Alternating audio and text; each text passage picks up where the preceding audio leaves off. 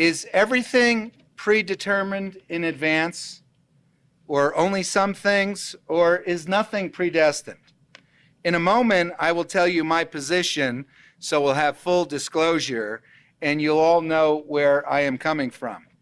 But first, consider a powerful example of what is at stake in this debate.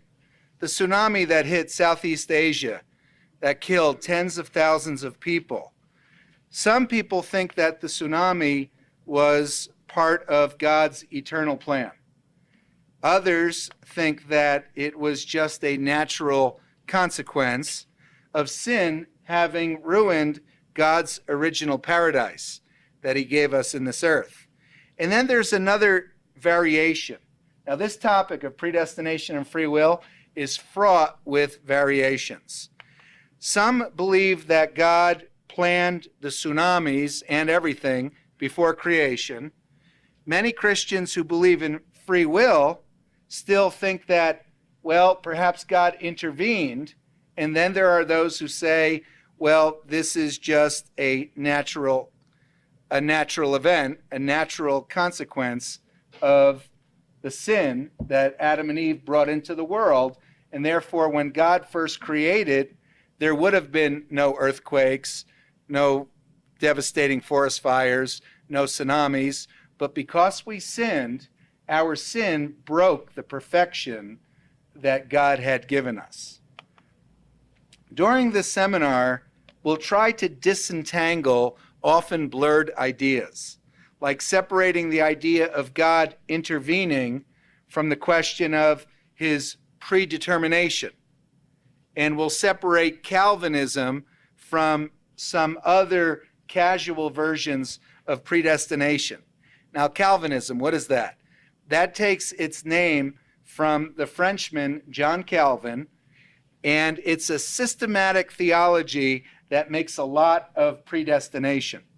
Now, later, we'll evaluate the 5 points of Calvinism, and we'll see that there are variations within that camp, and some Christians agree with different points that Calvin made, and others will agree with even different ones. Now, not only does Calvinism have many variations, as does free will, but it also has enormous influence on non-Calvinist Christians. I'd like to see, by a show of hands, who here would say, I'm a Calvinist? Anybody say that? Okay, we have just a very few that say, I'm a Calvinist. Who here would say, I believe primarily in free will? Okay, all right, and so that's the majority of the group. Okay, now, a non-Calvinist Christian who believes in free will, typically in America and around the world, is enormously influenced by Calvinism, so that even if they reject Calvinism, they commonly think and speak in terms of Calvinist ideas. A drunk driver kills a father. And the free will believer, influenced by Calvinism, interprets this as God's plan for that family, right? Even though you believe in free will, and a tragedy happens, maybe a Baptist Christian or even a Nazarene perhaps will say, well, that was God's will. That was God's time for him to go. 2 days before our last seminar, Terry Schiavo died.